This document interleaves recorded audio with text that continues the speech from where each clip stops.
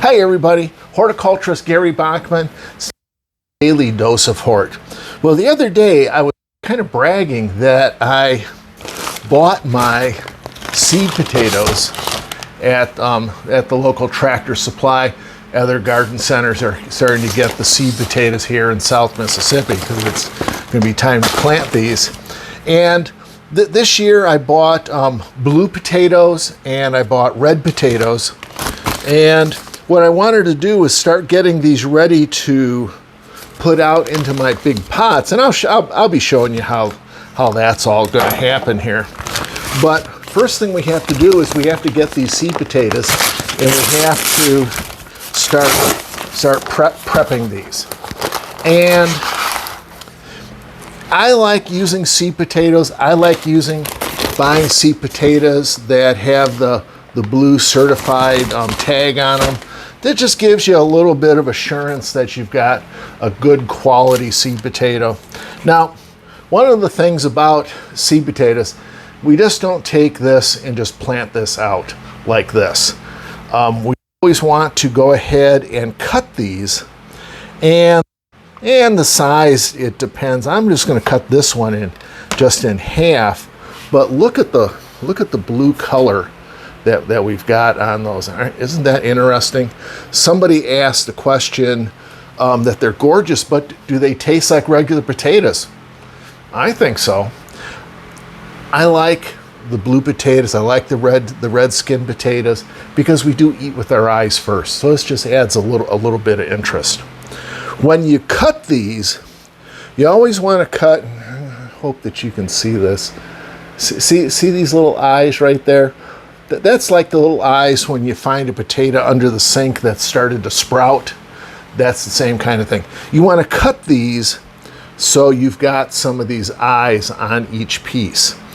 And you just don't go ahead and plant these right away. This cut surface, we have to let it cure.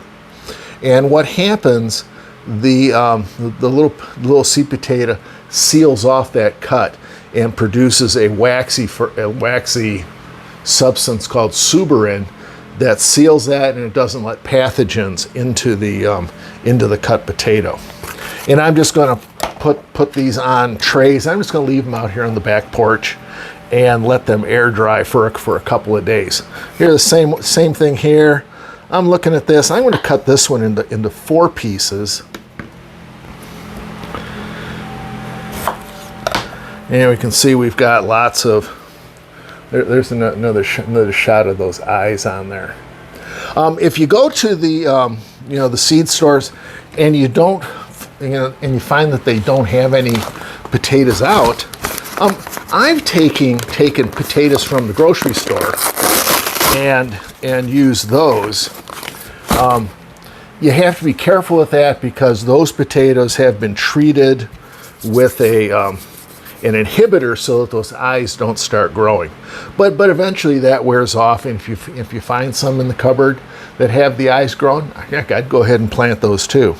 In the past, this little red skin, it's kind of dirty, but still going to be a great potato.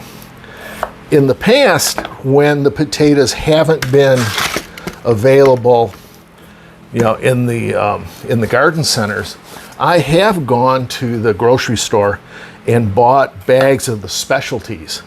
Especially, you can find the mixes of the red, white, and blue, like fingerlings or little round potatoes. I've used those in the past. Those have worked out perfectly fine. And this is a big one. I'm going to cut this one into 3 pieces, and I'm just stacking them on the trays. Here's another look at those eyes.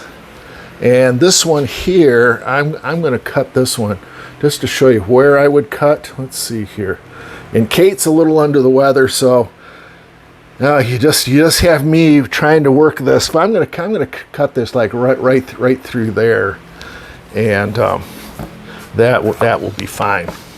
So I'm going to go ahead and keep cutting these. I got a few pounds here to do, And then when it's time to plant in the 15-gallon containers, we'll take the camera outside, show you how that goes and how we grow these through the spring of the year. And we have some fresh potatoes. It's kind of a fun little garden project to do.